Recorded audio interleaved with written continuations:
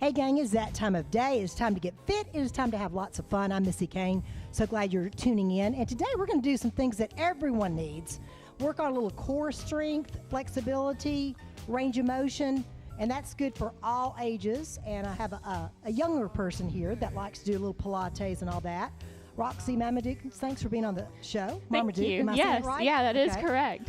Let's do a few shoulder shrugs here Okay. and tell everybody, what are you up to now? Are you in school? Actually, I am in school. I'm doing my master's degree at UT, and it's actually I'm doing exercise physiology and having a concentration in nutrition. So it's very exciting. I'll actually be done in December. All right. Yeah. So looking for in the real world, huh? Yeah, I am looking forward to the real world. And actually, I have like my own personal training business that I do, and I've done that for maybe about 3 years now. Okay. So Started that kind in of Knoxville or from Memphis? Or actually it did start in Knoxville. Okay. It's very exciting, keeps me on my toes. I enjoy it a lot. People, let's do a few of these. I'm going to let Roxy lead in a second. A lot of our marathon team members have said that it really has helped them.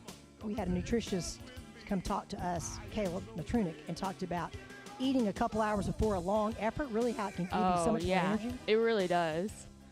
And then eating afterwards is really good for you too. It kind of helps restore your glycogen stores or make more ATP. So that's always really good for you to eat afterwards. First hour, right? Yeah, I think so. I think it is the first 60 minutes actually. What are some things that you like to do if we were working a little bit like some Pilates moves or some strength moves that you show me what you do with your clients, and we'll do it here on the show. Okay. Well, I'll show you maybe on the stability ball here first.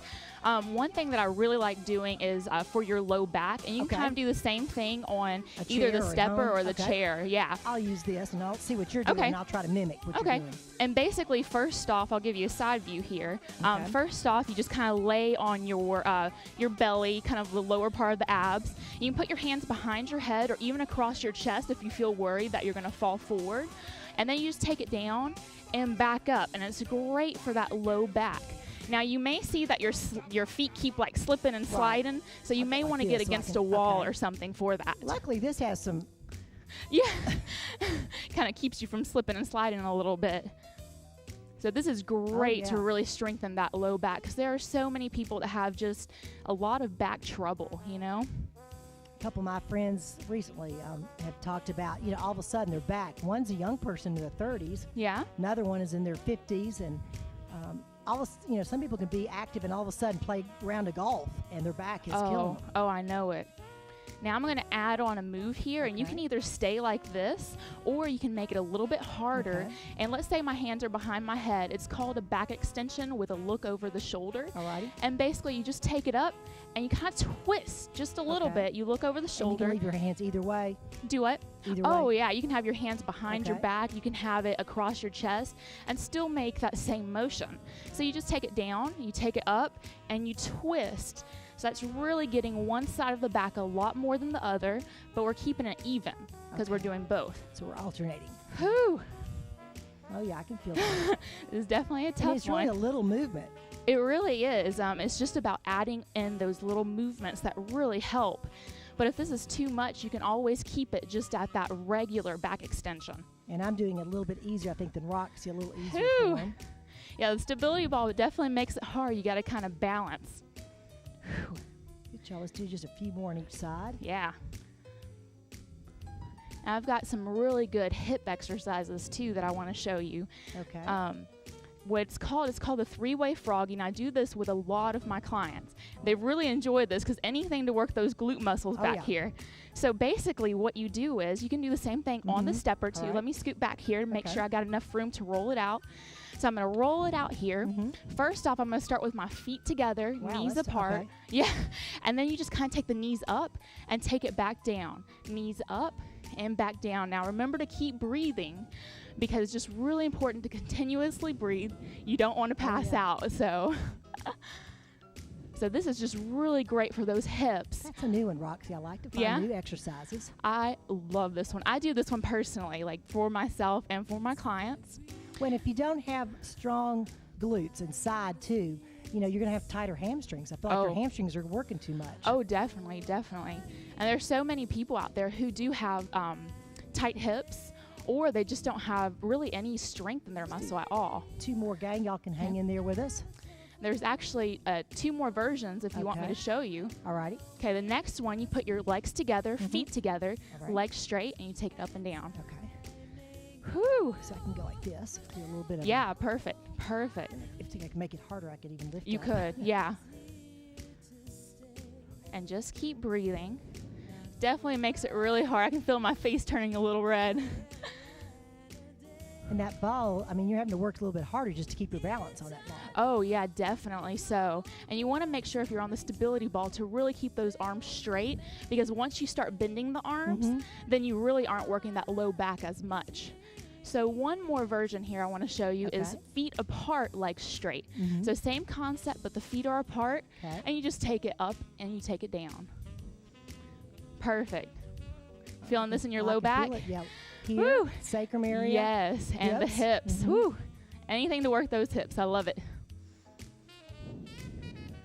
Let's do 2 more, gang. I think we can hang in there. 1 and 2. All right. Good. We'll take a breather here. Yes. Get a little stretch out. I might stretch out a little bit.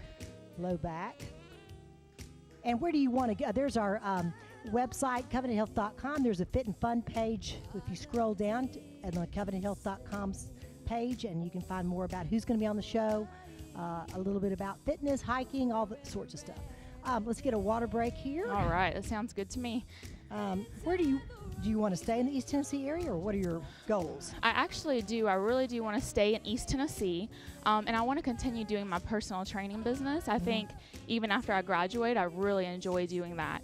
And actually, you can look up the personal training business at KnoxvillePersonalTraining.com and kind of get some more information. Good, okay. So I really like to hear. And you forget anything, if you forget what she said, you can always go to our Fit and Fun hotline or go to the website and contact me, because I'll keep Roxy's information on that.